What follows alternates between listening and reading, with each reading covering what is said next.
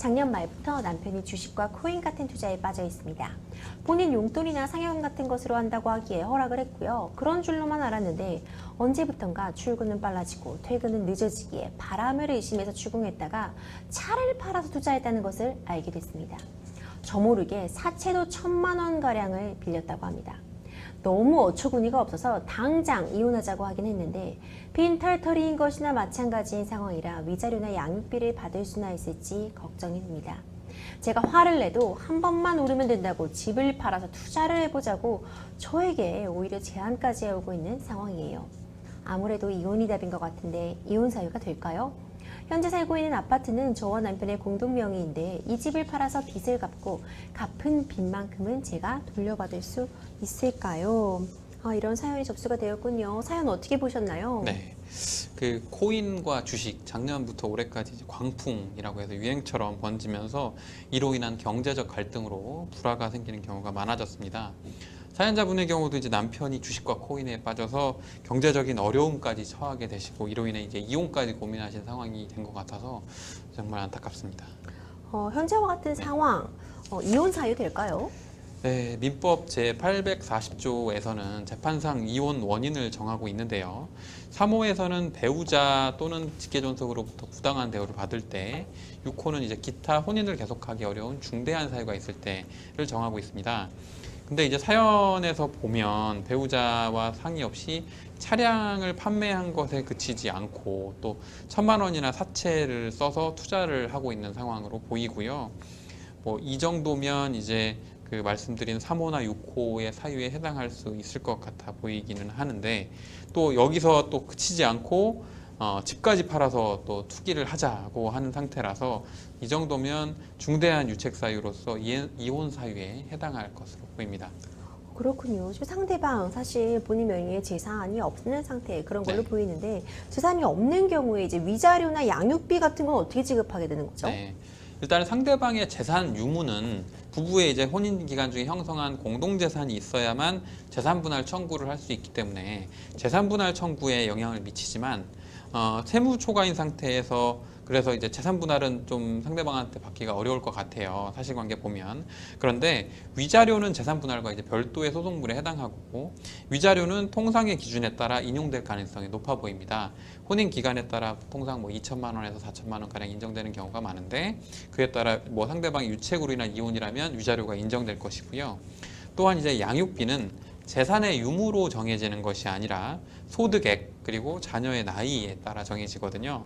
따라서 남편이 비록 재산을 현재는 탕진한 상황이더라도 안정적인 월급을 받고 있는 상황이라면 상대방한테 이혼 후에 양육비를 청구하는 데는 아무런 장애가 없습니다. 그렇군요. 그럼 일단 공동명의 재산으로 빚을 갚은 다음에 이 빚 돌려받으실 수 있을까요?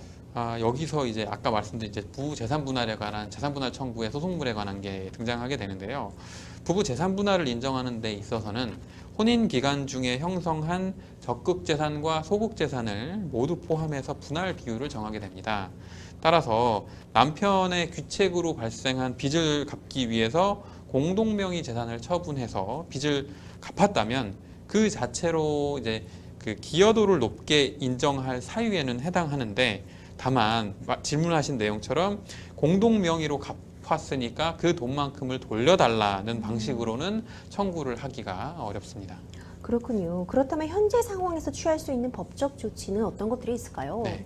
만약 이제 사연자분께서 진정으로 이혼을 이제 희망하는 상황이라면 협의에 따른 이혼, 상대방과 얼마를 지급하고 얼마를 지급받고 양육비는 얼마로 하고 면접 교섭은 어떻게 할지 협의를 진행을 먼저 해보시고 협의가 이루어지지 않을 경우에는 부득이하게 이제 재판상 이혼 절차를 진행하셔야 하는데요.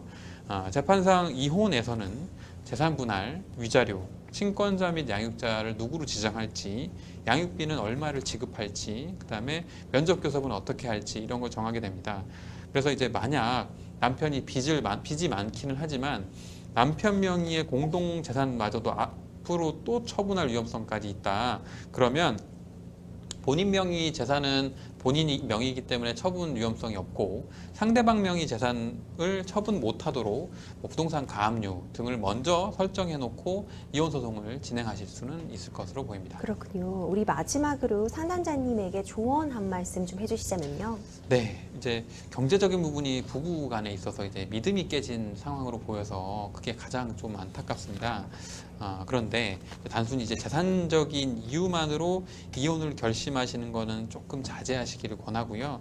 이혼을 하게 되면 이제 자녀의 양육이나 현실적인 문제에 부딪히시게 될 거라서요. 다만 남편이 현재 상황을 정리하고 온전하게 경제 활동에 전념하도록 상담 절차를 진행하셨는데도 불구하고 남편이 정신을 차리지 못하고 말한 것처럼 뭐 한 방을 노리겠다면 지금 살고 있는 집마저 팔자 이렇게 나온다면 그러면 앞서 말씀드린 대로 부득이하게 이혼 절차를 진행하셔야 될 것으로 보입니다.